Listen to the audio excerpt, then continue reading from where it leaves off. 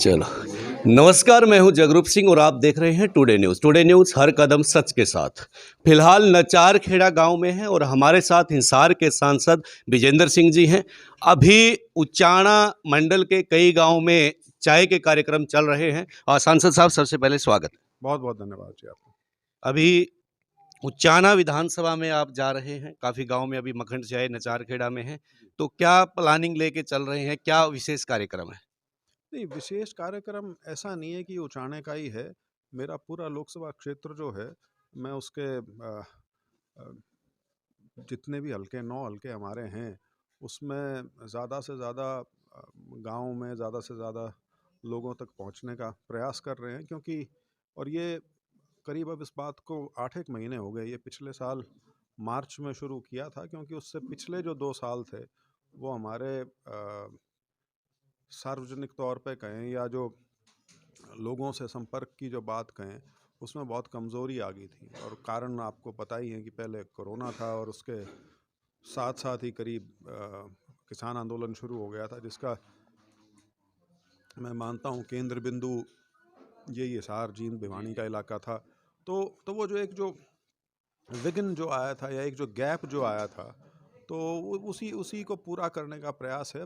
पूरा तो नहीं हो सकता, लेकिन जितना भी हो सके, मैं अपने जो लोकसभा क्षेत्र है उसमें हर इलाके में जा रहा हूँ। उसी कड़ी के तहत ये अब अगले 3-4 दिन का उचाना विधानसभा का प्रोग्राम है, जिसमें आज भी 4 गांव हैं, मखंड, नचार और उदयपुर, दुर्जनपुर।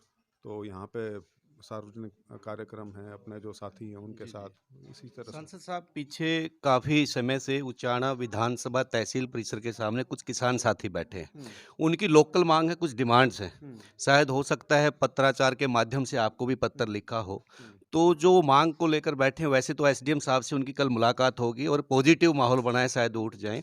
तो उनकी मांगों को आप जायज़ मानते हैं कि इस प्रकार से अगर विधानसभा के आपके क्षेत्र में आता है तो बैठें, तो आपको भी थोड़ा संज्ञान लेना चाहिए? संज्ञान तब लिया जाए जब आदमी का आपके प्रति आचार व्यवहार थोड़ा ठीक हो। जी।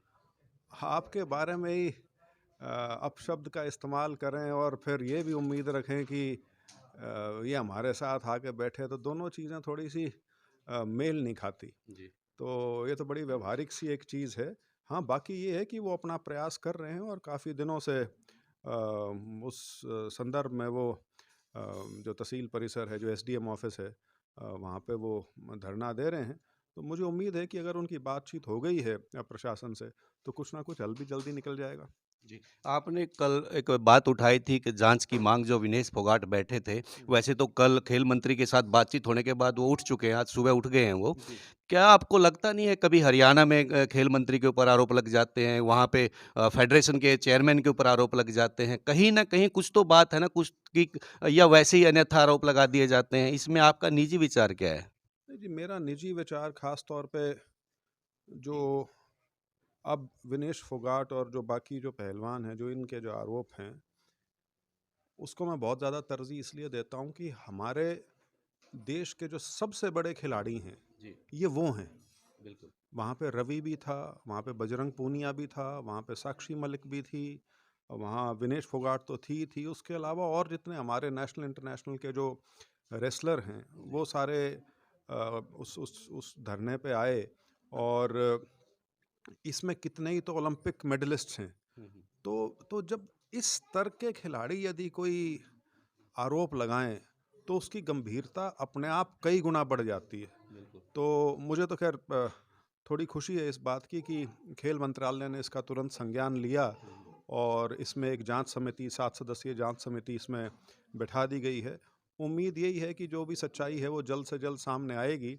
लेकिन हाँ, जो जो स्पोर्ट्स की जो बॉडीज़ हैं, ऑर्गेनाइजेशंस हैं, उनमें इस तरह के आरोप जो हैं वो पहली बार नहीं आ रहे। जी।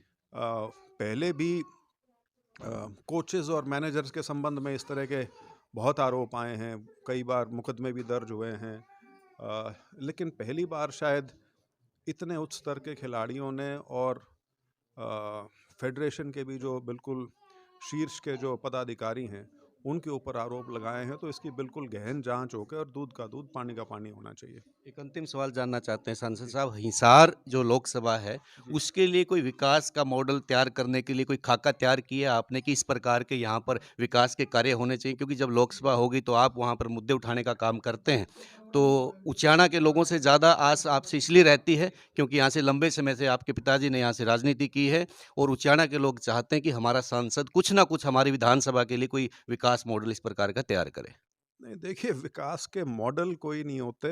वो तो अगर कोई लोगों को झूठा दिलासा देना चाहे, वो मॉडल की तब बात होती है, क्योंकि सारा का सारा काम जो है, जो सरकारी व्यवस्था है, उसकी जो एक बड़ी पिक्चर है, उसके अंतर्गत ही होता है।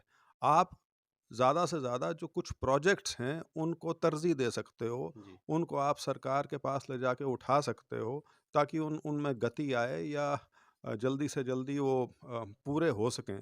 तो मैं कभी भी ज़्यादा इसमें विश्वास नहीं करता कि कोई ऐसी परिकल्पना की जाए जो जो लोगों को एक बार तो भ्रमित करे, लेकिन उसका एंड रिज़ल्ट ज़ीरो हो। जी। अ, और मैं ज़्यादा तो नहीं कहूँगा, लेकिन सवा 3 साल हो गए हैं, उचाना में एक एक्सपेरिमेंट हुआ है, उसका नतीजा जो आ रहा है, उसका लोग ही भली-भाँति जानते हैं।